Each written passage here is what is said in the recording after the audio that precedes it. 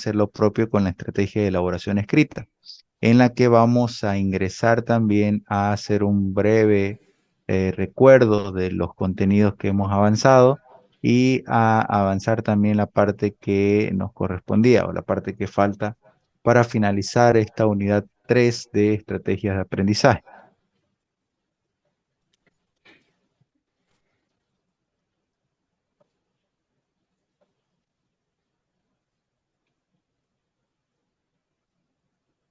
¿Recuerdan cuando hablábamos de la estrategia de elaboración escrita, entre ellas la técnica del subrayado? Entendido como la técnica en la que vamos a descomponer lo que se lee, la estructura de lo que se lee en ideas principales y secundarias, y vamos a identificar las razones que describen o explican a estas ideas, ¿no? De hecho, aplicamos nosotros en el párrafo, en este párrafo de aquí, aplicamos la técnica del subrayado, ¿no? En todas las técnicas jóvenes, en todas las estrategias de aprendizaje, que quede muy claro, se debe aplicar la lectura.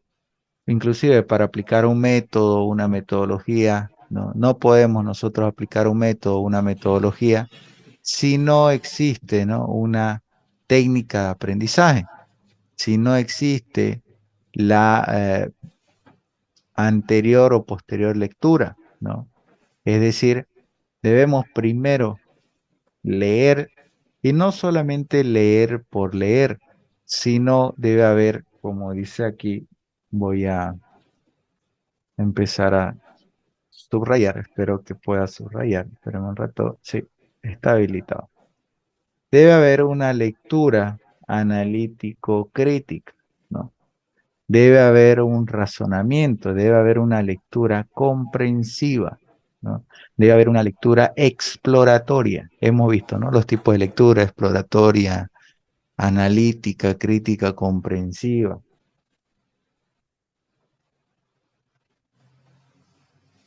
En este entendido, debemos primero partir de esa lectura exploratoria para luego partir a una lectura comprensiva, analítica, que nos permita descomponer la estructura de lo que se lee en ideas principales, secundarias y las razones que la describen o explican. Aplicamos nosotros esta técnica en este mismo párrafo, donde decíamos que la técnica del subrayado nos va a permitir, y voy a empezar con este subrayado, descomponer, ¿no?, la estructura de lo que se lee, descomponer en ideas principales, ¿no?, en ideas transmitidas. Esto lo identificamos como la idea principal, lo que está en rojo, ¿no?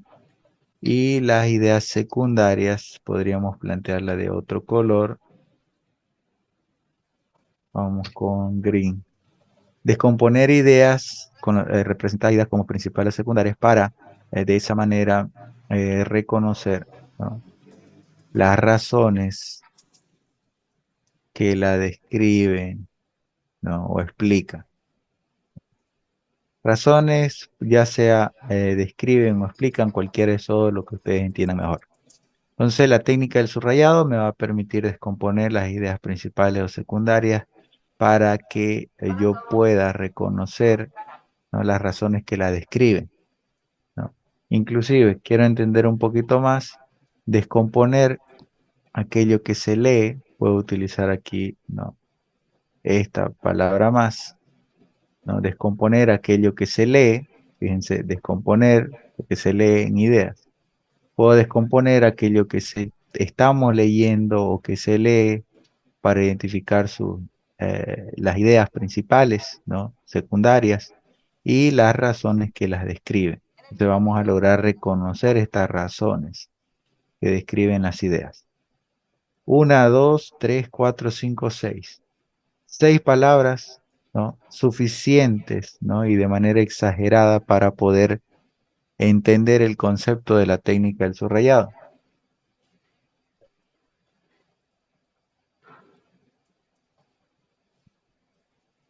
Otro de los elementos importantes que aprendíamos de esta técnica es que nosotros podemos valernos de los colores. para poder hacer la diferenciación, ¿no?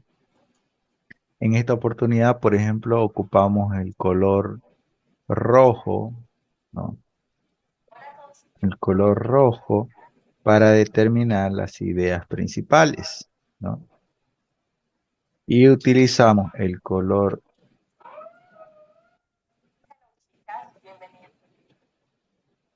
verde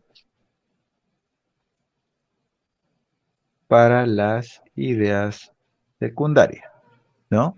Y así lo vamos planteando, podemos hacer con ideas principales, secundarias, con ideas complementarias, con algún otro detalle que querramos agregar.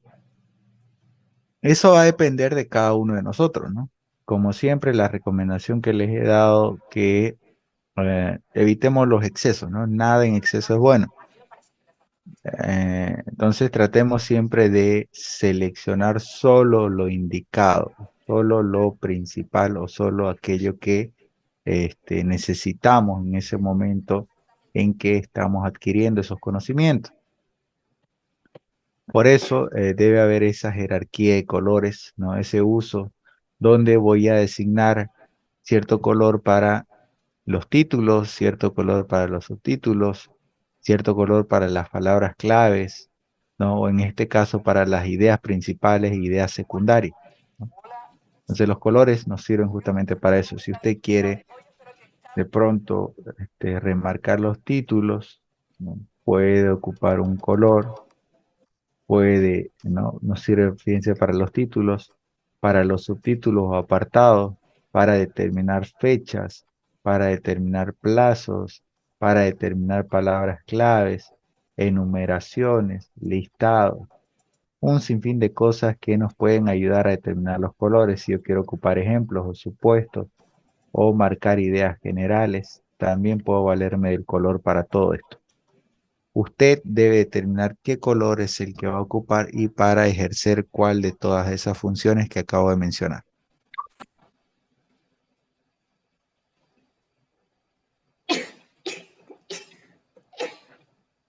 Luego pasamos a otra de las técnicas, ¿no? Hablábamos de que en las técnicas, por ejemplo, del subrayado, debemos responder algunas preguntas, ¿no? Que las tienen aquí planteadas en este documento. Otra de las técnicas que nosotros vimos es la notación marginal, ¿no? En la que vamos a escribir solo una palabra o dos máximo absolutamente esenciales para poder entender el párrafo. Como ven en el ejemplo, ¿no? Esta información podemos anotarla de diferentes formas, ¿no? Con diferentes elementos, de acuerdo a cómo usted se sienta más identificado o pueda entender mejor o comprender mejor los conocimientos. Por ejemplo, podemos utilizar desde, ¿no? Las flechas, ¿no? Podemos utilizar desde las flechas, ¿no? Para poder marcar alguna palabra en especial y luego poner otro texto aquí, ¿no? Alguna palabra que vaya con argumentar protegen, por ejemplo, ¿no? Podemos utilizar incisos, como en esta oportunidad, inciso A, inciso B, inciso C, números uno, 2, 3. Podemos utilizar cuadros de diálogos, líneas, formas, como usted lo halle más conveniente para poder establecer relación, ¿no? La regla que se debe seguir a la hora de utilizar la notación marginal es escribir solo lo esencial, una o dos palabras, no párrafos completos ni conceptos completos. Palabras que ayuden a identificar ese concepto y que puedan argumentar el párrafo, ¿no? Complementar el párrafo que usted está leyendo para poder entender.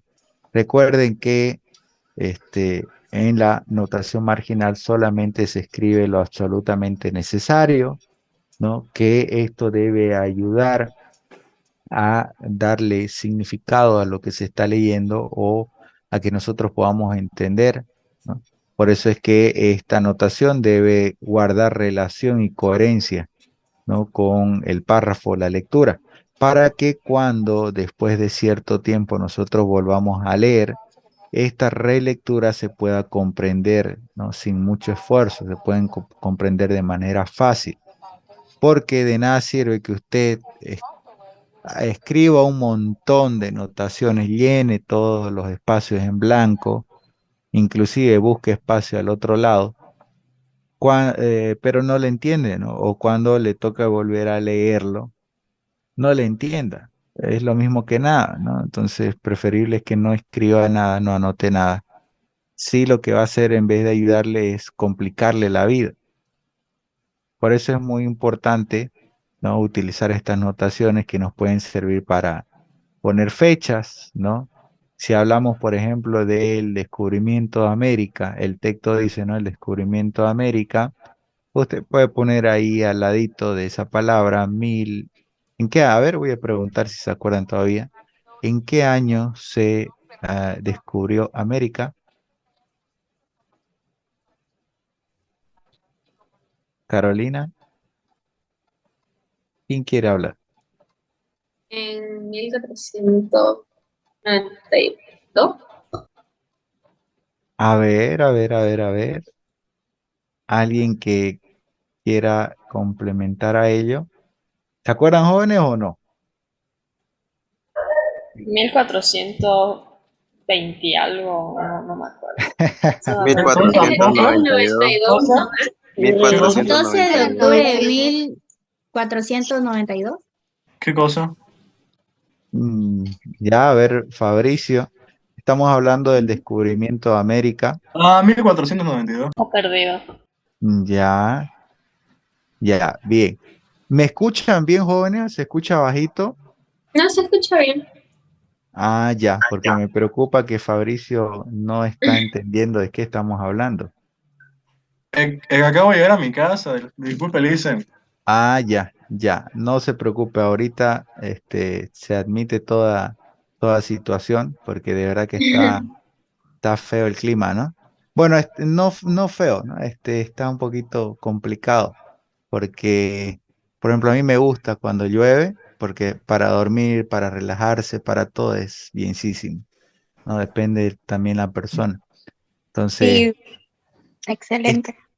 sí, este clima es muy bueno. Estar afuera y es otra cosa, ¿no? Estar afuera se complica un poco, pero Ay, sí, como le digo, en mi casa. No, yo quisiera estar, de verdad que quisiera estar echadito en mi cama. Hoy no quería levantarme, pero por el trabajo hay que hacerlo, pues, ¿no? Yo tengo que estar a las 8 en el trabajo y, y bueno, ya aparte se me complicó un poco porque se me cortó la luz minutos antes que nosotros entremos, 5 minutos antes, por eso me atrasé. Entonces se me cortó la luz. Afortunadamente fue cuestión de, creo que 1 minuto, 2 minutos, pero ya cuando enciendo la cámara se desconfiguró, pues, ¿no? Por eso ahí también estuve bregando un poco. Sin embargo, fíjense que para muchos favorece, ¿no? Este clima. A mí me gusta bastante, me ayuda a relajarme, a descansar un poco también, ¿no? Y bueno, es más, no hace calor, bueno, hay varios factores positivos. Continuamos con el tema. Le hice una pregunta. Dígame. Este tema que estaba explicando es para el segundo examen, ¿no? De la unidad 3 de la mitad en adelante, por ejemplo, esto acaba de entrar en el primer examen, ¿no? Hasta notación marginal y formulación del cuestionario, hasta ahí, formulación del cuestionario, solo ¿ya? hasta ahí. Sí, hasta ahí. ¿Por Y qué no dice? Yo ya estaba estudiando lo otro. mejor, pues todavía mejor aún. Si se adelanta en el estudio, bienísimo, mejor. Claro, lo ideal es que puedan terminar esta unidad 3, pues, ¿no? Por ejemplo, vamos a conocer nosotros un poco de lo que es, y ya se han leído lo que es el esquema, la diferencia entre un esquema, un cuadro sinóptico, ¿no? Diferencia y similitudes, ¿no? Porque son muy semejantes, Entonces, pero mnemotecnia no va a entrar en el primero. ¿cuál? Perdón. Mnemotecnia. No, no ingresa en el primero. Solo En hasta el, cuestionario. hasta cuestionario, sí, correcto, la formulación del cuestionario. De todas maneras, jóvenes, mi recomendación es que puedan ustedes, hasta donde nosotros vayamos avanzando, si es posible, a adelantarse, como hace su compañera, ¿no? En los contenidos para saber qué es lo que me corresponde la próxima clase. Eso no le va a dañar en ningún momento, no le va a afectar, ¿no? Al contrario, le va a ayudar mucho más a su comprensión. El primer examen va a ser hasta la formulación del cuestionario. Hasta ahí ya lo que avancemos ahora, porque fíjense, estamos haciendo un breve recordatorio de estos conceptos. Y lo que avancemos ahora de esquemas y cuadros sinópticos, ¿no? Todo esto de acá vamos a avanzar hoy, va a corresponder ya al segundo examen, al contenido del segundo examen. Hoy vamos a ver hasta la diferencia de lo que son los esquemas y cuadros sinópticos y su importancia. En la técnica de la anotación marginal, decíamos que solo se escribe lo absolutamente necesario en el margen que tenemos, y estos pueden ser fechas, pueden ser algunas actualizaciones, recordatorios, pueden ser palabras claves que van a ayudar a argumentar, ¿no? La palabra que yo subrayé. Entonces, fíjense que, por ejemplo, la técnica de la anotación se puede fusionar con la técnica del subrayado, ¿no? Preguntaba en una anterior clase, ¿no? Algunos de sus compañeros y decían, ¿cuál de las técnicas es la ideal o adecuada para utilizar? Esa respuesta no se la puedo dar yo, ¿no? Esa respuesta la tiene que tener cada uno de ustedes. Efectivamente, yo le estoy dando el concepto y el uso de cada uno, ¿no? Tengo que explicarle. Sé que ahora me entienden mucho más desde la anterior clase cuando ya entramos a estrategias de aprendizaje y ver cada uno de los elementos. Sé que algunos ya han identificado también cuál es la que le puede servir o se adapta más a su forma de estudio, a su forma de aprendizaje. Pero no significa que vayan a ocupar una, ¿no? Y no significa que esa una les vaya a funcionar de la misma manera para todas las materias, para todos los contenidos. Hay técnicas que van a servirle más. No le digo que no le va a servir también si aplican, ¿no? Esa técnica, pero sí hay técnicas que le van a servir más en ciertos casos que en otros, o que pueden fusionar tres, cuatro, cinco técnicas, no hay ningún problema y ahora lo vamos a ver. Por ejemplo, en esta técnica del subrayado, ¿no? Una vez que usted identifica las palabras claves, pues podemos hacer, después de identificar las palabras claves como observan aquí en pantalla, a ver, voy a marcar, ¿no? Aquí se ha identificado, esta es la idea principal, aquí hay otra idea principal, aquí hay una idea principal, aquí hay otra, ¿no? ¿Por qué? Porque aquí dice que las ideas principales están marcadas con dos líneas. Las ideas secundarias son las que están marcadas con una sola línea, ¿no? Inclusive podemos marcarla de otro color. La idea secundaria podemos ponerle de un color verde y yo puedo determinar que esta es una idea secundaria, esta también y esta también, ¿no? Aquí existe otra y otra. Esta es una técnica del subrayado, ¿no? Donde existe un párrafo, todo este párrafo o dos párrafos que tienen, calculo que más de 50 palabras, ¿no? Y estamos resumiendo en al menos 8 o 9 palabras entre ideas principales y secundarias, ¿no? Por la magnitud del texto, ¿no? El párrafo es bastante amplio. Entonces tenemos allí, fíjense, 2, 4, 6, 7, 2, 4, 6, 7 o 9 palabras entre ideas principales y secundarias. Y un dato importante, ¿no? Fíjense cómo subraya el dato importante, ¿no? Y a eso yo utilizo otra técnica, ¿no? Para poder de pronto brindar información del párrafo de arriba que leí, ¿no? Porque arriba seguramente había otro párrafo o otro subtítulo, ¿no? Porque fíjense que acá el subtítulo es adaptaciones externas al medio en peces. Arriba probablemente había otro subtítulo referente también al mismo tema, ¿no? Estamos hablando de los peces, ¿no? Y sus medios.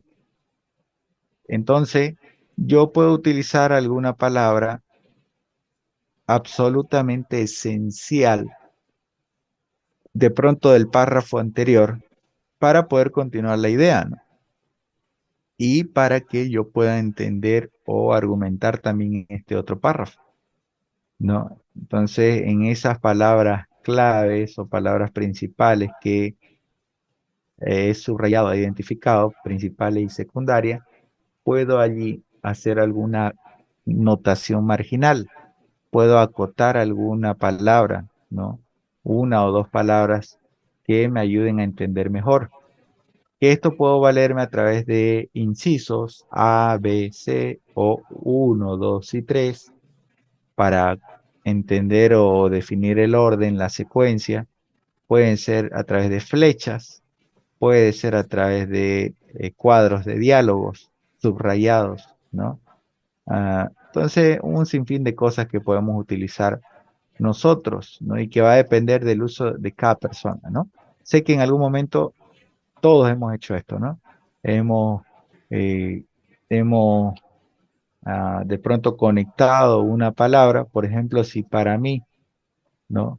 Eh, determino que la palabra adaptación es mi palabra principal, mi tema principal, y luego determina que puede haber una conexión con facilita su desplazamiento, ¿no? Ah, o la adaptación,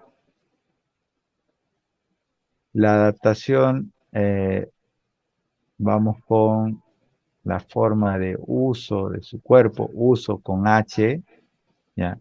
Entonces, la adaptación como forma del uso de su cuerpo va a facilitar su desplazamiento en el agua. Cuando hago esto acá, ¿no? Puedo yo interconectar. ¿Cuántas veces no hemos hecho de pronto algunos esto, ¿no? Esto así, poner una flechita ahí. Entonces, cuando no subrayo directamente, sino que voy a hacer lo que hace acá como dato importante, pongo adaptación aquí y facilita aquí su desplazamiento. Listo. Entonces hago una conexión, ¿no? Cuando no tengo más que hacer, ¿no? Porque ahí, fíjense, estoy ocupando bastante espacio, ¿no? O simplemente pongo en la palabra adaptación, aquí pongo adaptación y pongo una flecha, adaptación, y pongo una flecha ahí que me pueda dar algunas referencias respecto a esto de acá, ¿no? La adaptación, visto también como una posibilidad o una capacidad, no posibilidad, como, visto como una capacidad, ¿no? Y empiezo a escribir la palabra capacidad. Obviamente que ustedes le van a entrar en letra chica, pues, ¿no? Chiquitita. Entonces, la adaptación como capacidad que tienen los peces, ¿no? Para poder desplazarse, ¿no? Eh, en el agua a través del uso de su cuerpo. Y así puedo ir explicando. Yo sé que me entienden muy bien, lo han utilizado ustedes esta técnica y pueden practicar con ella, ¿no? Camila, adelante, por favor. Una pregunta, Liz. O sea, en la anotación marginal, si bien parece al subrayado, en la anotación marginal lo que se hace es subrayar y al lado poner un concepto, o no es siempre. Va a depender. La notación marginal en realidad nos va a ayudar a poder comprender conceptos, ideas o interrogantes. Entonces, la pregunta es, ¿cómo puedo yo comprender un concepto que estoy estudiando? ¿Qué me resulta más fácil? Por ejemplo, hay personas que no escriben o no subrayan nada acá No subrayan nada en el párrafo. Aquí fíjense, tenemos dos párrafos, ¿no? No subrayan nada allí. Y sí les resulta más fácil, ¿no? Al lado, como estaba haciendo yo el ejemplo, al lado de la palabra, ¿no? Colocar una flecha y colocar alguna otra palabra clave. No deben escribir conceptos extensos, ¿no? No deben, porque fíjense, en vez de tener solamente dos párrafos, van a tener tres párrafos. Van a Claro, tener que porque, leer. o sea, en el libro lo que dice es conforme se va realizando la lectura, o sea, uno conforme va subrayando y leyendo, también puede escribir palabras, conceptos, ideas o incluso Ujú, preguntas. O sea, correcto. pero tampoco tiene que ser muy largo, entonces. O sea, tiene que ser Exacto. lo más corto posible. Exacto. Fíjense que efectivamente, inclusive, de pronto si yo voy a exponer este tema y quiero de manera rápida explicarla sin tener que leer todo el concepto, me fijo o identifico los subrayados, ¿no? Que, por ejemplo, para poder identificar más fácilmente deben utilizar colores. Eso ya les expliqué, utilizar colores. Y si yo quiero realizar una pregunta en este párrafo, para no olvidarme de esa pregunta que yo quiero hacerle a mis compañeros, hago una anotación marginal, ¿no? Escribo la pregunta y sé en qué momento, ¿no? Voy a realizar esa pregunta, ¿no? Cuando hable, por ejemplo, de que la piel de los peces óseos está cubierta por escamas superpuestas que los protegen y facilitan, aquí elaboro una pregunta. ¿Qué entienden por superpuestas? Entonces yo voy a explicar, ¿no? Que la piel de los peces está cubierta por escamas superpuestas que va a hacer que los protejan y que les faciliten su desplazamiento. Entonces, compañeros, ¿qué entienden ustedes por superpuesto? La anotación marginal me va a ayudar a no olvidar, ¿no? La pregunta que debo realizar o la pregunta que yo debo responderme de pronto cuando vuelva a leer esta información que ya subrayé, que ya marqué. Entonces, de pronto voy a leer la pregunta, ¿no? Que me voy a hacer a mí o probablemente una pregunta que puede hacer mi docente en el examen, ¿no? ¿Por qué? Por la naturaleza de la información. Entonces, la anotación marginal me va a servir para eso, para entender los conceptos, agregando alguna otra palabra que sustente a el párrafo para poder escribir alguna idea o alguna pregunta, ¿no? Que vaya a argumentar. Esto va a depender íntegramente, jóvenes, de cómo ustedes se adapten a este uso de la anotación marginal. La única regla que nos da es que no sean extensos, ¿no? Que traten de utilizar palabras concretas y palabras sobre todo que ustedes entiendan, ¿no? Porque si empiezan, fíjense, a poner palabras que ni ustedes entienden, cuando lean la anotación en vez de ayudarles, los va a perjudicar, ¿no? No van a entender ni siquiera la palabra o se van a preguntar, ¿por qué puse esto? Yo sé que más de uno, ¿no? Cuando escribí así un montón de anotaciones, ¿y por qué puse esto? ¿Para qué era? ¿Con qué lo estaba relacionando? Y se olvidan, ¿no? Justamente porque no establecemos una comprensión y una relación entre lo que se está leyendo y entre la anotación que estoy realizando. Por eso debo hacer la lectura comprensiva, una lectura exploratoria primero, para luego realizar un análisis y determinar, ¿no? Que, por ejemplo, en vez yo de, o podemos utilizar una notación para relacionar, ¿no? En vez de utilizar escamas superpuestas, puedo utilizar otro término que haga referencia a superpuestas para que las personas que me están escuchando me puedan entender, ¿no? Entonces, no, ¿qué otro término puedo ocupar en vez de superpuesta? Busco y pongo en la anotación marginal, ¿no? Con una flecha, identifico escamas y esta palabra superpuestas, voy a utilizar otro elemento o voy a utilizar esa otra palabra para explicarlo, ¿no? Voy a decir, por ejemplo, la piel de los peces óseos está cubierta por escamas superpuestas. Nos referimos a superpuestas o hablamos de superpuestas cuando, y empiezo a explicar, porque tengo mi notación ahí al lado que me va a ayudar a identificar y a no olvidarme qué significa la palabra superpuesta en este párrafo. Entonces, para todo eso nos sirve la notación marginal. Las recomendaciones son las siguientes. Escribir solo lo necesario en el margen, escribir una palabra que ayude a representar al conjunto de palabras, es decir, al concepto que yo estoy leyendo, una palabra que resuma, en todo caso, en una o dos palabras máximo, todo el concepto que estoy leyendo o la idea que quiero transmitir.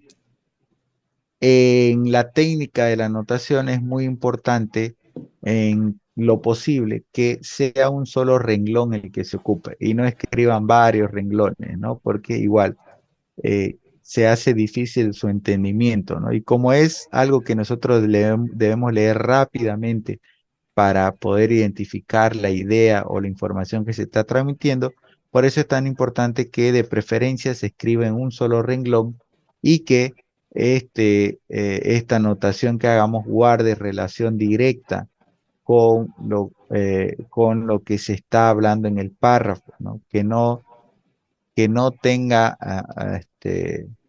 o sea, no utilicemos alguna palabra que no tenga nada que ver con el párrafo, ¿no? De pronto que nosotros simplemente lo escribimos porque nos acordamos de ello, sino tenemos que escribir aquello que tenga relación con lo que se está leyendo y coherencia.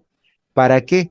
Para que cuando volvamos a leerlo de aquí a cierto tiempo, cuando hagamos la relectura, lo podamos comprender sin mucho problema, ¿no?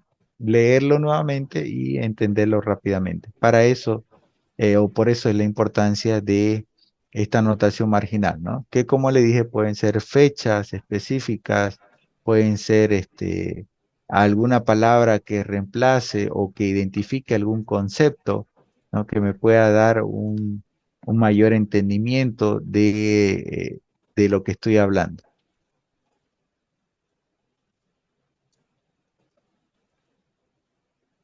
También habíamos visto en la anterior clase la formulación de cuestionario, la importancia que tiene esta formulación de cuestionario para nosotros poder también aprender. La formulación de cuestionario también es una técnica de estudio, pero también una técnica de aprendizaje. Al mismo tiempo que nosotros estudiamos con esta técnica, vamos aprendiendo, ¿no? ¿Cuántos de nosotros no en clases, en el colegio, no nos sentábamos eh, un día antes del examen o 2 días antes del examen con un compañero con el que yo tenía confianza o tenía amistad más cercana para poder estudiar? O buscábamos, ¿no? Al que más estudiaba, al más cabecita, como se dice del curso, para poder con él estudiar en base a preguntas, ¿no? Empezaban a preguntarse, ¿no? De manera intercalada y cada uno iba respondiendo. Entonces, es una forma también muy práctica de poder adquirir los conocimientos y sobre todo retenerlos. ¿Por qué? Porque la formulación de cuestionarios es una forma práctica para poder aprender. Fíjense que el cerebro trabaja de muchas maneras, ¿no? Cuando a ustedes le preguntan qué hiciste la semana pasada, rápidamente, en fracción de segundos, ¿no? El cerebro empieza a funcionar y en fracción de segundos puede recordar, ¿no? Todo lo que usted hizo la semana pasada. Partió de una pregunta, ¿no? ¿Qué hiciste la semana pasada? O, a ver, coméntame qué cosas, ¿no? Estuviste haciendo la semana pasada, ¿no? O cuando ah, de pronto ustedes, por algún motivo, dejaron el teléfono desbloqueado y su novio, su novia, su cortejo, su corteja lo vio y le pregunta, ¿no? Ah, ¿qué significa este mensaje? ¿Por qué te escribió tal persona y te dijo esto?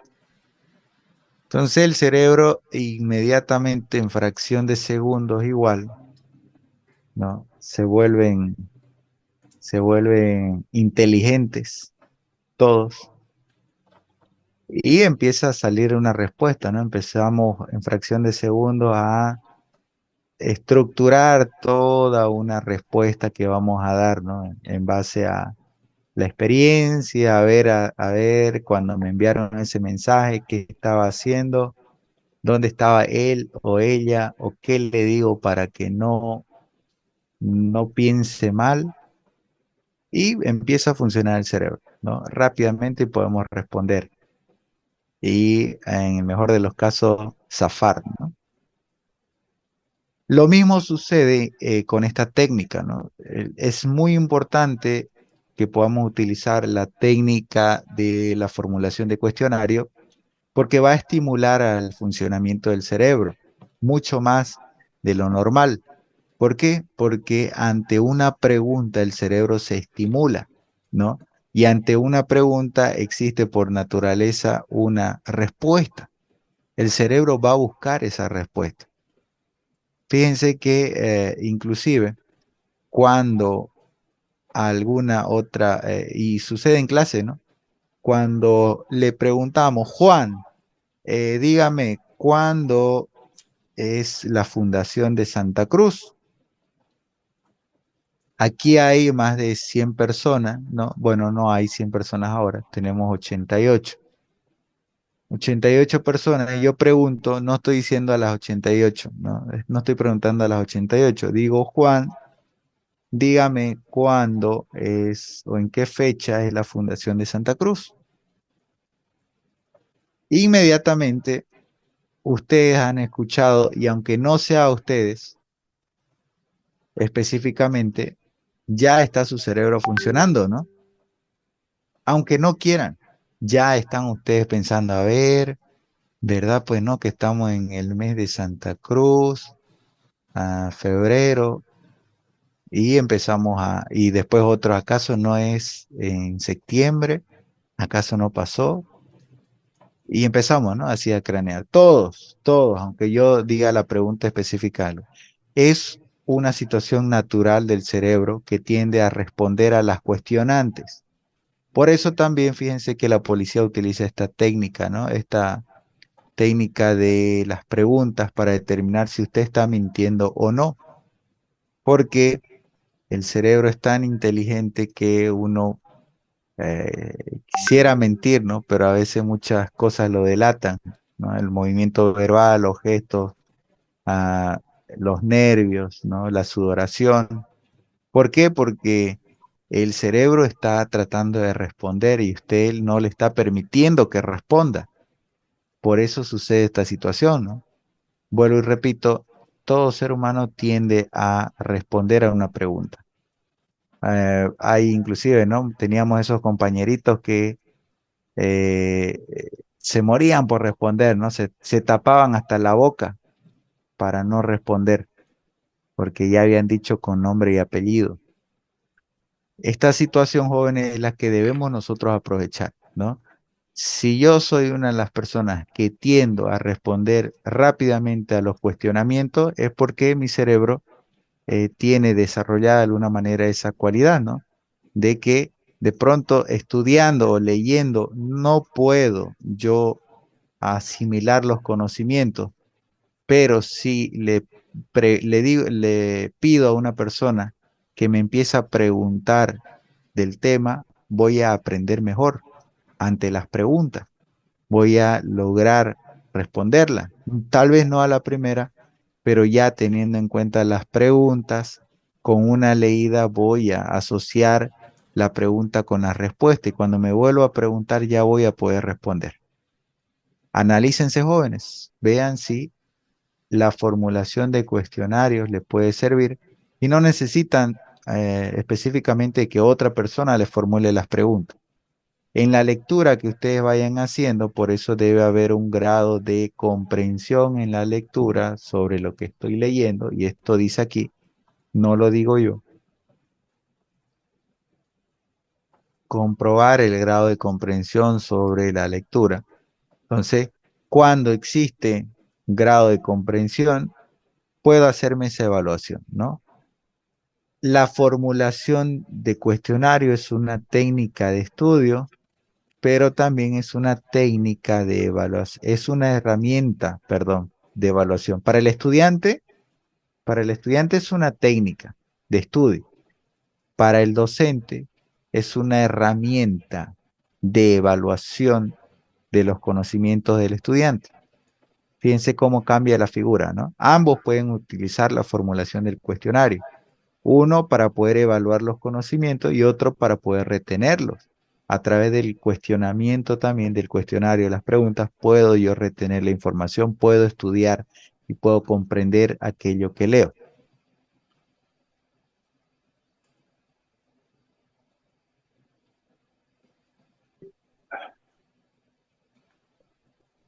Cuando yo empiezo a preguntar el qué, cómo, cuándo, dónde, por qué, automáticamente estamos cuestionando la estructura del texto leído y vamos respondiendo a cada una de ellas, ¿no? Vamos a través de estas preguntas evaluando el cómo hemos comprendido nosotros tal planteamiento, cómo podemos ir aplicándolo. Cuando formulamos nosotros un cuestionario, debemos primero entender, ¿no? Lo que plantea el autor. Dentro del decálogo del interlocutor inteligente, decíamos de que ante cualquier lectura primero debemos nosotros estar en contacto directo o entender, ¿no?, el mensaje que quiere transmitir el autor, hacia dónde va la idea. Por ello es muy importante que de manera crítica y analítica podamos comprender cuál es el mensaje, cuál es la información que nos quiere transmitir el autor a través de una evaluación, ¿no?, del autor. Segundo, debemos reconocer el grado de comprensión que se tiene sobre el texto. Una vez que evaluamos hacia dónde va dirigida la intención del autor, hacia qué conocimientos quiere que nosotros adquiramos, hacemos la evaluación del lector, la evaluación personal, ¿no? ¿Cuánto entiendo yo del tema en cuestión?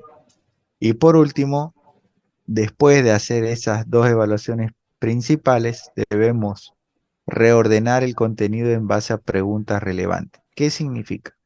Una vez que yo entiendo la intención del autor o los conocimientos que quiere transmitir, comprendo hasta qué grado yo entiendo el texto, es decir, del 100% cuánto he entendido de ese texto, empiezo a plantear las preguntas relevantes.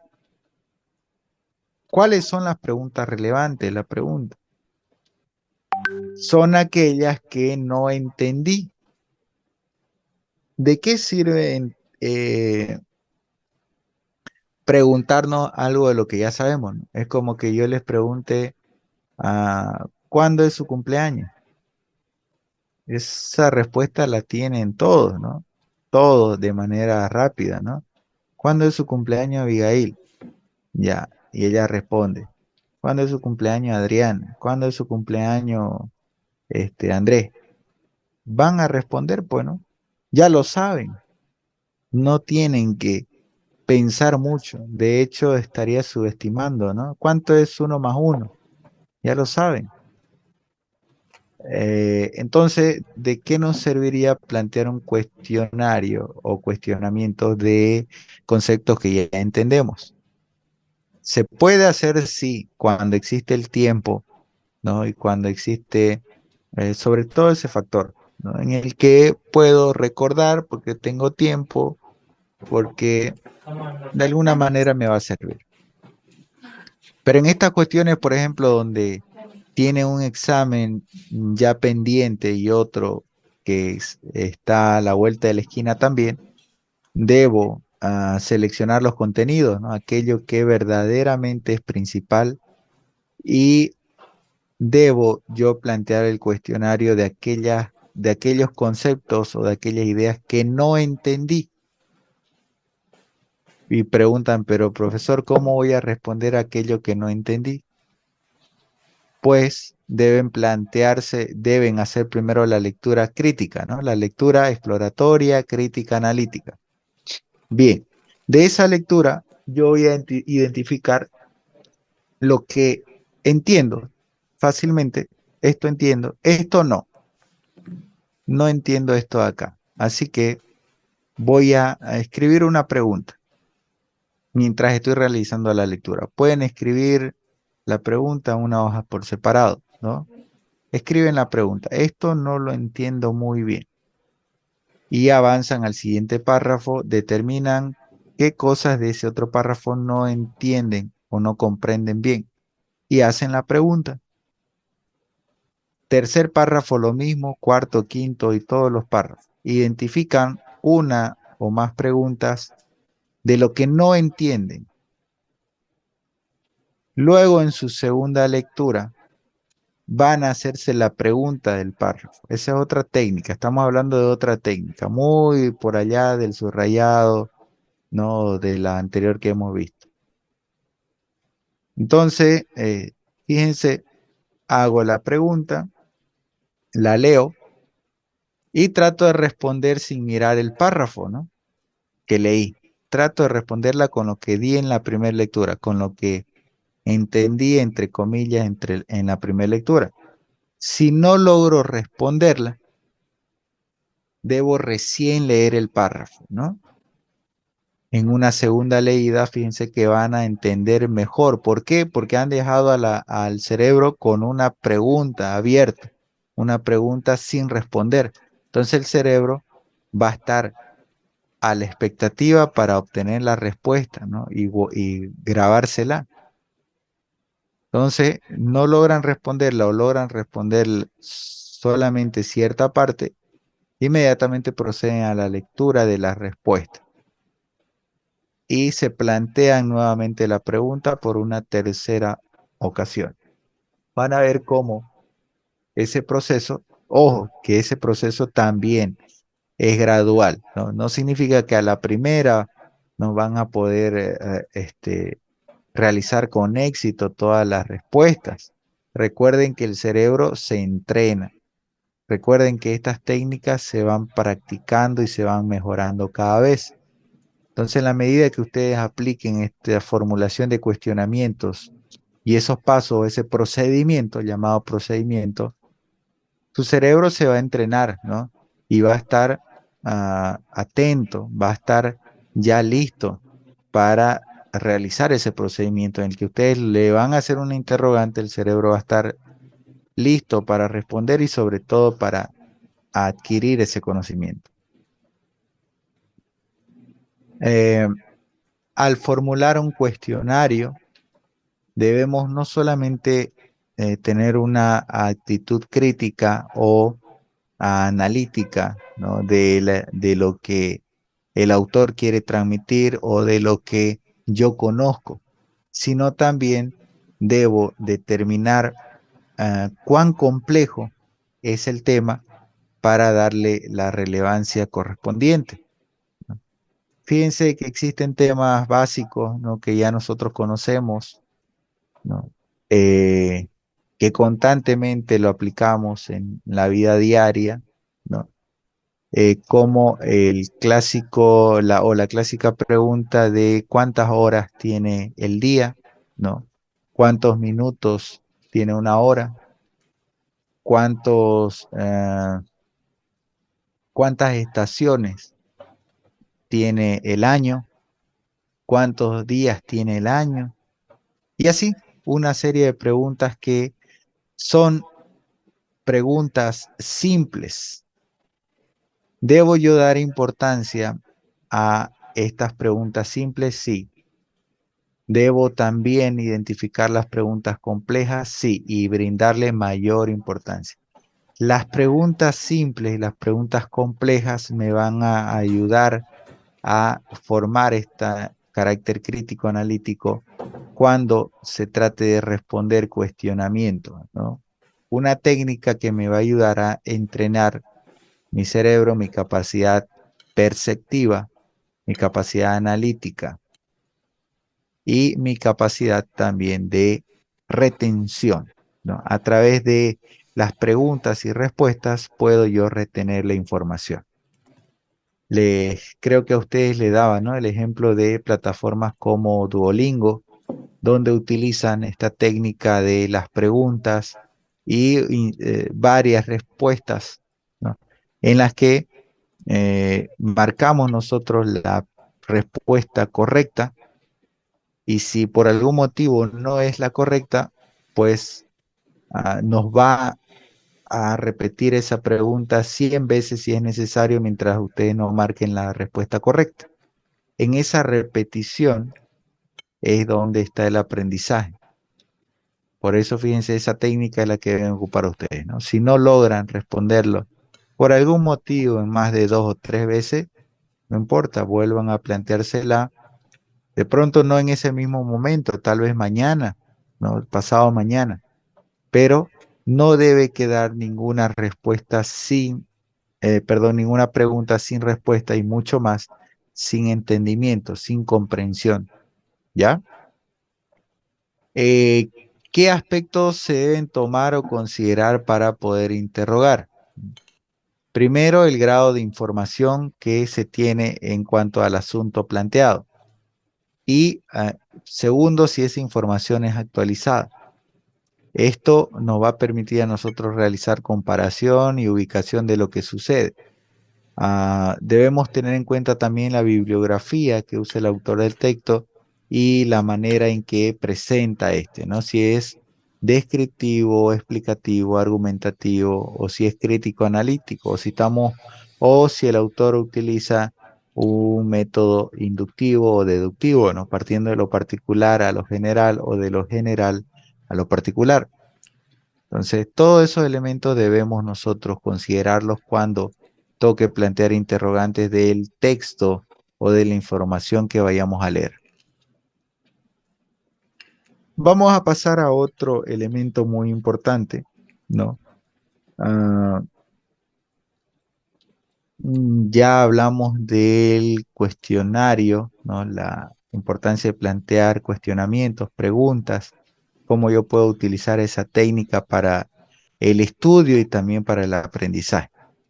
Entramos a otra que observan en pantalla, ¿no? Y quiero preguntarles, ¿lo que ven en pantalla es un esquema o un cuadro sinóptico? ¿Qué opinan? Cuadro ¿Y cuál? sinóptico. Un cuadro sinóptico. Ya, dicen cuadro sinóptico. Bien. ¿Alguien dice lo contrario? ¿Cuál sería la diferencia? Y pueden buscar, jóvenes, necesito su participación, ya para que lo podamos entender. Yo aquí lo voy a anotar. Dígame, ¿cuál es la diferencia entre un esquema y un cuadro sinóptico? Pueden, como les digo, eh, a ver, cuadro sinóptico. Pueden buscarlo y pueden leerlo si es que no lo pueden explicar con sus propias palabras. Y vamos a hacer aquí, y vamos a definir si lo que observan en pantalla es un esquema o un cuadro sinóptico.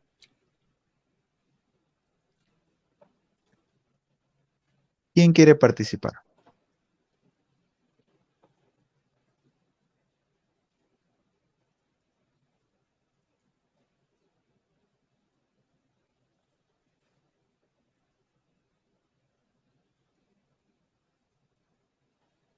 Jóvenes, ¿están ahí? ¿Me escuchan? Dice, Ya, vuelvo a preguntar. ¿Es un cuadro sinóptico o es un esquema? ¿Por qué?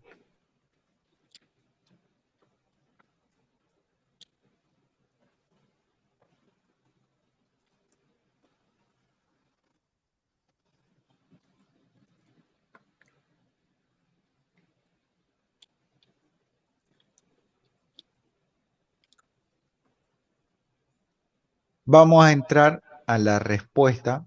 Quiero que vean el gráfico en pantalla.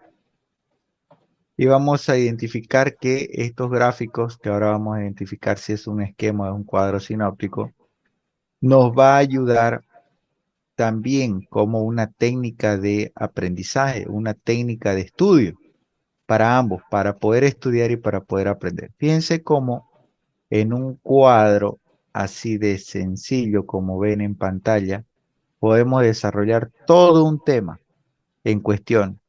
En vez de leer 20 hojas sobre un tema, un objeto de estudio, puedo resumir esas 20 hojas en un solo cuadro como observan allí. Para eso nos sirven los esquemas o cuadros sinópticos. El esquema y cuadro sinóptico son dos técnicas de estudio. Ambos son técnicas de estudio y de aprendizaje.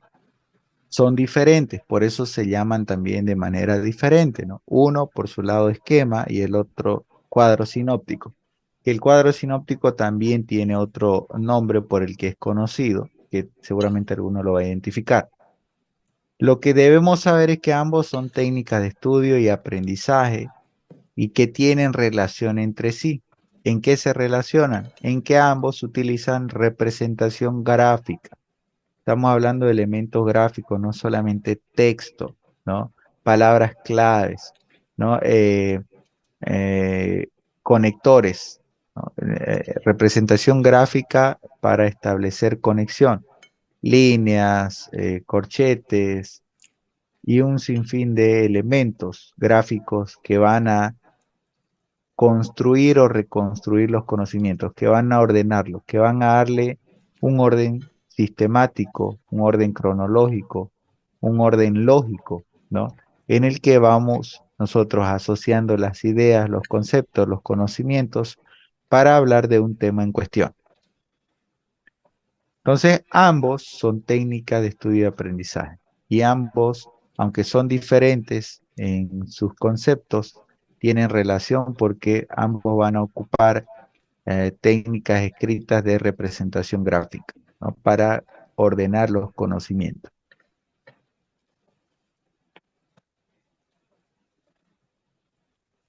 El esquema, por su lado, esquema o guía, llamado también así, es una herramienta que nos va a ayudar, una técnica que nos va a ayudar a darle forma, como dice su nombre, de hecho el esquema viene del latín forma, a darle forma a los contenidos. Es decir, con el esquema nosotros vamos a primero seleccionar los datos esenciales del contenido para luego poder representarlos, ¿no? Representarlos en un esquema, representarlos en esos gráficos para posteriormente aprenderlos, comprenderlos y fijarlos en la mente. De tal manera que podamos evocarlo, dice, con facilidad. ¿Qué significa la palabra evocar, jóvenes? Para que no se me duerman, por favor, y participen. ¿Por qué dice que a través del esquema vamos a poder ordenar el contenido, los datos esenciales, para luego representarlo, aprenderlo, fijarlo en la mente y posteriormente evocarlos con facilidad? Evocar es igual a recordar. Muy bien, traer nuevamente los conocimientos, ¿no?, que tenemos a la mente. Entonces, recordamos aquello que ya hemos aprendido. Por eso hablamos de evocar, ¿no?, como sinónimo de recordar. La elaboración de un esquema se realiza con la finalidad primero de identificar las ideas principales. Segundo, reorganizar el material, es decir, estructurar el material una vez que ya identificamos las ideas principales de la secundaria y de las complementarias, vamos a organizarlo, vamos a estructurarlo. Primero, identificar, luego organizar o estructurar y finalmente vamos a fijar los conocimientos, ¿no? Esto a través de la memorización. Para eso nos sirve el esquema. Identificar los conocimientos, las ideas principales de la secundaria y complementarias, organizarlas de manera estructural y sistematizada para luego fijar esos Otra vez conocimientos, mi voz de que poquito a no nos cabeza. olvidemos de ello. Apaguen su audio.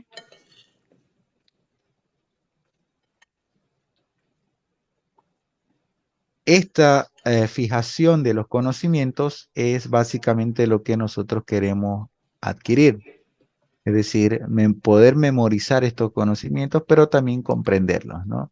Que podamos guardarlo en nuestra memoria a largo plazo. Va a ser posible a través de los esquemas. Yo sé que más de uno ocupa, ¿no? Ahora mismo esta técnica de aprendizaje, ¿no? Y si no lo hace, pues es momento de que pueda utilizarlo. ¿Por qué? Porque, y sin exagerar, como les digo, pueden entender todo un tema complejo en un solo esquema o en una sola hoja, en un solo gráfico, ¿no? En el que podemos hablar de ello y poder dividir las ideas principales de las secundarias, complementarias y añadir inclusive detalles. Fíjense aquí, es un tema complejo. ¿Por qué podemos determinar que es un tema complejo? Y voy a ir con un ejemplo. Vamos con, a ver, voy a determinar primero una idea general. Vamos con y esto lo voy a poner de color amarillo.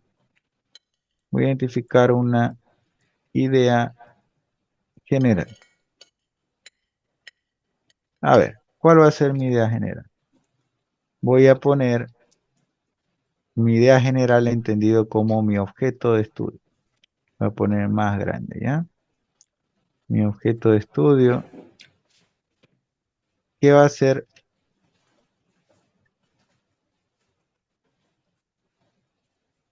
lenguaje. Ok, ya, esta es mi idea general.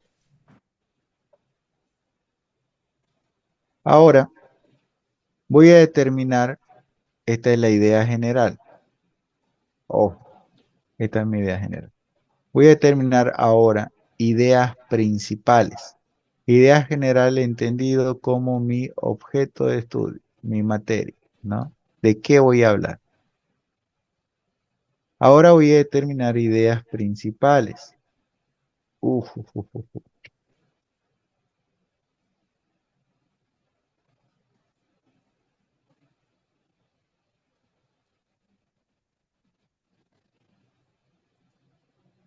De nuevo.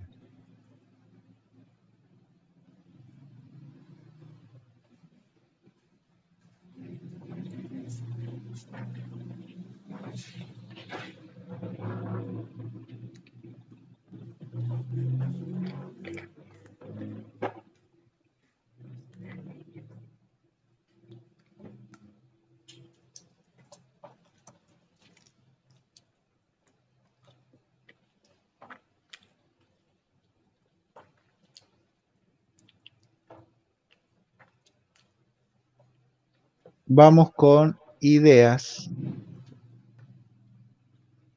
principales. No son ideas secundarias todavía, joven. Vamos con ideas principales. Dentro del lenguaje, efectivamente existe un sinfín de temas, ¿no? Un sinfín de temas que son temas principales o de coyuntura. Vamos a ver algunos que nosotros hemos estudiado, de hecho. Dentro del lenguaje es importante la gramática. Vamos a hacerlo más chico para que pueda entrar, ¿ya? La gramática, la ortografía y este proceso tan importante que es la sintaxis, ¿ya? Existen otros temas importantes también y principales, pero va a ser de acuerdo a nuestro interés, ¿no? En este momento, este es nuestro interés, ¿no? De la materia. La gramática, la ortografía y la sintaxis son ideas principales de una idea general que tenemos que es lenguaje. Estamos hablando de lenguaje. Podemos hablar de matemáticas y podemos hablar de cálculo 1, cálculo 2 y cálculo 3. Podemos hablar de física, química, historia, como ustedes quieran plantear. Entonces, estas ideas principales pueden ser una, pueden ser dos, pueden ser tres o pueden ser más. lo importante es tratar de siempre sintetizar, ¿no? Lo menos posible para que podamos entender. Entonces vamos a partir después de identificar estas ideas principales, vamos a identificar algunos elementos complementarios. En la gramática podemos determinar, pongamos igual 3 elementos complementarios. Aquí también vamos a identificar 3 elementos complementarios. Y lo propio, ¿no? 3 elementos complementarios. Estos son elementos complementarios. Voy a ponerlo así para ir más rápido porque el tiempo nos consume, ¿no? Increíblemente en este tipo de prácticas es donde más rápido vuela el tiempo.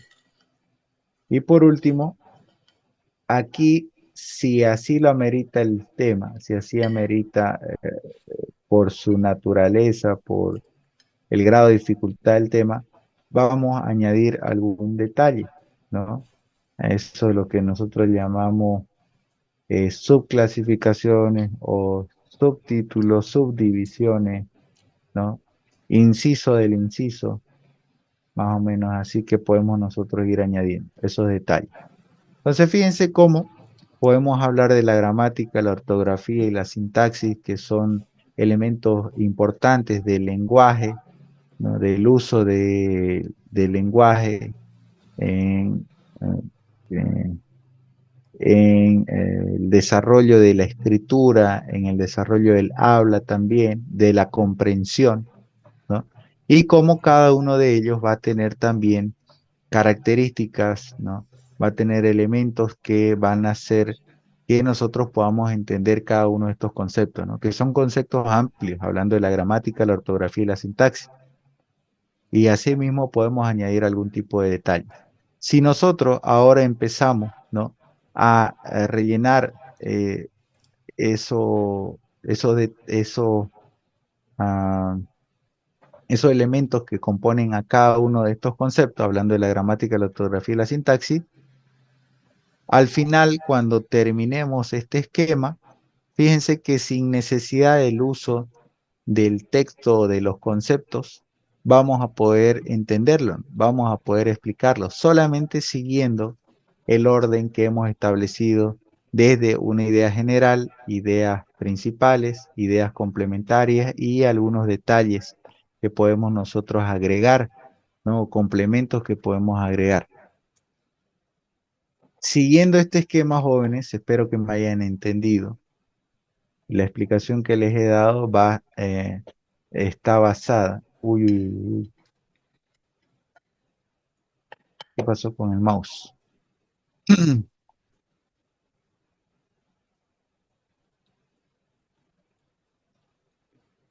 Siguiendo este esquema,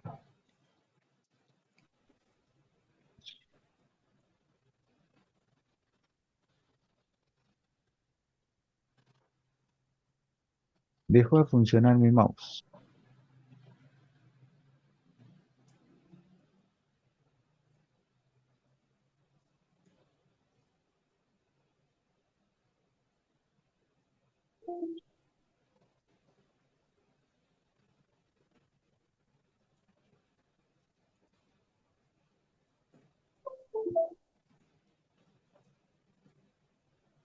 Ujú.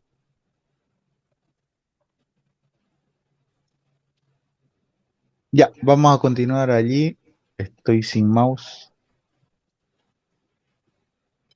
Entonces, el modelo que les acabo de mostrar va a permitir que podamos nosotros explicar cualquier tema de manera fácil y sencilla utilizando un esquema.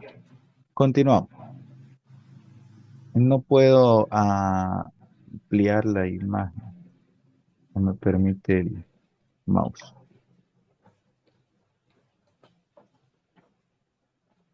Pasó.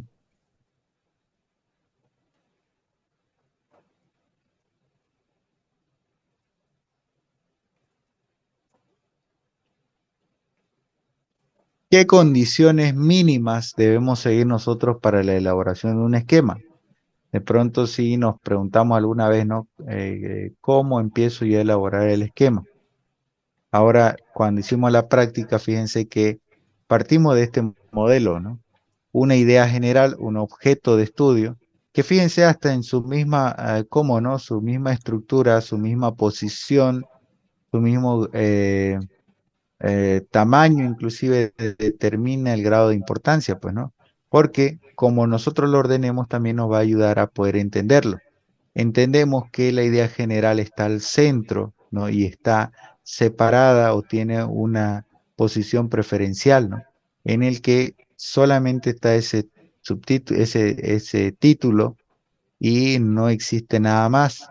A partir de allí entendemos que se desprenden dos ideas principales, ¿no? Y de estas ideas principales, posteriormente, tres más, ¿no? Y así sucesivamente. Entonces, cómo el esquema nos permite de manera lógica e intuitiva poder relacionar los conceptos, relacionar la idea, relacionar la información y adoptarlo como un todo, ¿no? Empezar nosotros a a hacer las inferencias, las deducciones, la relación, la comparación y que esto pueda servir para entender la idea general. Esto sigue ciertas condiciones, ciertos pasos, ciertos procedimientos.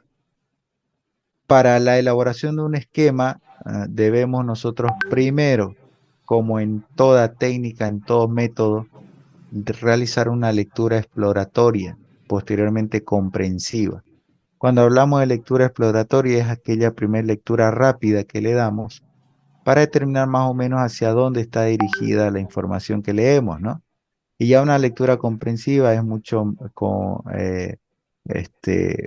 más amena, requiere más tiempo, requiere mucha más concentración, requiere mucho más análisis para poder entender lo que se está leyendo. El esquema, dentro de sus condiciones, debe seguir un orden, ¿no? Una secuencia estructurada. Como les mostré el diseño acá, ¿no? Este. Tenemos un orden donde planteamos una idea general, ideas principales, ideas complementarias y algunos detalles más que podemos incluir. Entonces, esa es una de las reglas principales o condiciones principales de un esquema en el que debe existir sí o sí un orden, una secuencia estructurada y posterior distribución en cuanto al grado de importancia de la información. Se debe elaborar con títulos, subtítulos y datos concretos. Y por último, debe recurrirse a representaciones creativas figuradas. Por ejemplo, utilizar flechas, utilizar conectores, ¿no? Utilizar corchetes, en fin, representaciones gráficas, porque en eso consiste justamente un esquema, ¿no? Utilizamos gráficos para poder explicar todo un contenido, para poder entender toda una información. Debe seguir un orden estructural, debe contar con títulos y subtítulos, debe recurrirse a la representación gráfica, creativa, figurada, para provocar atención, porque fíjense que cuando existen estas flechas, cuando existen estos corchetes, ¿no? Me va de alguna manera a despertar el interés y me va a relacionar un concepto sobre otro. No es lo mismo ver un gráfico que inclusive en algunas ocasiones viene acompañado con dibujos, ¿no? Con representaciones gráficas para entender aún más, ¿no? La naturaleza del conocimiento que se está dando. Y nos ayuda a tener más activo, ¿no? El cerebro, ¿no? Nuestra capacidad intelectual, en fin. Bien, jóvenes, para ya finalizar con la clase, este documento se los voy a pasar también. Vamos a ir al cuadro sinóptico. Con esto nos vamos a quedar simplemente con un concepto porque yo voy a entrar a darles eh, ejemplos, ¿ya? La siguiente clase la vamos a basar en ejemplos vamos a entrar ya a lo que es el sinóptico. ¿Cuál sería la diferencia? Y ahí voy a responder la pregunta que les hice al comienzo, ¿no? ¿Cuál es la diferencia entre un cuadro sinóptico y un cuadro esquemático, ¿no? Un esquema, ¿no? Este cuadro sinóptico que también llamamos síntesis diagramada. Y pueden aprovechar ustedes también para buscar la diferencia si aún no la comprenden muy bien, para que me puedan entender. Yo les voy a explicar efectivamente, pero para que ustedes me puedan entender de mejor manera cuando yo empiece a explicar y pueda hacer la comparación ejemplificada entre un cuadro sinóptico y un esquema, ¿no? Este cuadro sinóptico que deriva del griego sin, referido con, y opsis, vista, ¿no? Con vista, un cuadro que se elabora específicamente para que yo pueda entender el contenido a través de una visión general del uso de la vista y de manera rápida pueda comprender aquello que se está analizando. Bien, ahí vamos a quedar, vamos a ver un poco más ese detalle del cuadro sinóptico la siguiente clase y los ejemplos comparativos entre uno y otro para que ustedes puedan determinar cuál de ellos es el que van a aplicar de ahora en adelante. Las preguntas también por un tema de tiempo, jóvenes, quiero ser correcto con el tiempo.